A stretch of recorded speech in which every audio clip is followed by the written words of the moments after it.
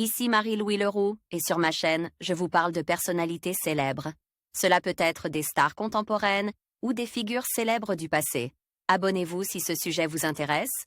Et maintenant, passons à la célébrité du jour. Bonjour à tous, et bienvenue sur ma chaîne.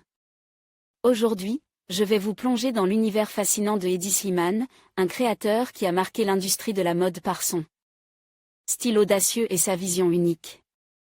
Nous allons explorer son parcours, ses influences, et bien sûr, ses contributions majeures aux maisons de couture. Que vous soyez un passionné de mode ou simplement curieux d'en savoir plus sur cette icône, restez avec moi pour découvrir comment Hedi Slimane a redéfini les codes de la mode contemporaine. C'est parti!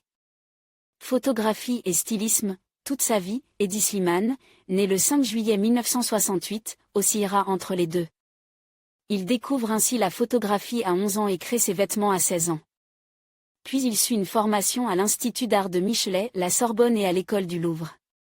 Son premier passage dans la mode sera provoqué par Pierre Bergé qui le nommera directeur des collections chez Yves Saint Laurent en 1996, puis rapidement il obtiendra le poste de directeur artistique. Pierre Bergé avait flairé le talent chez sa nouvelle recrue et il ne s'est pas trompé, la collection Black Teo automne-hiver 2000-2001 sera une réussite. Toutefois, l'artiste choisit ce moment-là pour quitter YSL. Son nouveau poste, directeur de la création homme chez Dior.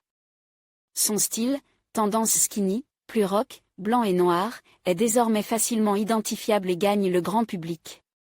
Reconnu par ses pairs, en avril 2002, Hedi Slimane est le premier designer homme à recevoir le prix international Designer, du Conseil des créateurs de mode américain. Il devient aussi créateur des costumes pour les tournées de David Bowie, The Libertines, Franz Ferdinand, Mick Jagger. Artiste complet. Il s'intéresse aussi au son et va produire les bandes-son de ses défilés pour Dior. Sa création artistique va même l'amener jusqu'à créer des couvertures d'albums, entre autres pour Phoenix. Passant le plus clair de son temps à Londres, Hedi va alors publier des livres sur le renouveau du rock.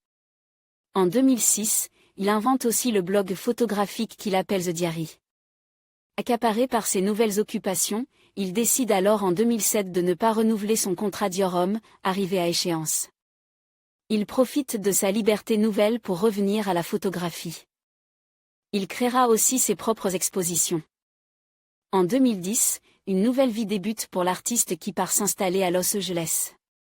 Il y publiera fin 2011, Anthology of a Decade, lexique exhaustif de ses années de mode et de photographie. Mais la mode lui manque. Alors il revient chez Yves Saint Laurent début 2012, pour une nouvelle période d'intense créativité.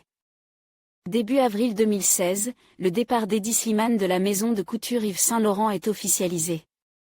Hedi Slimane est nommé directeur de la création artistique et de l'image de Céline le 21 janvier 2018 et occupe ce poste jusqu'au 2 octobre 2024.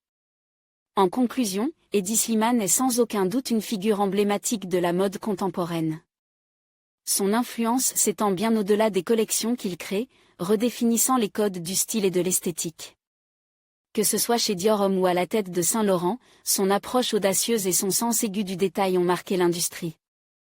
Alors que nous continuons à observer son évolution, il est clair que Slimane restera une source d'inspiration pour les générations futures. Merci de nous avoir rejoints pour explorer l'univers fascinant de Hedi Slimane.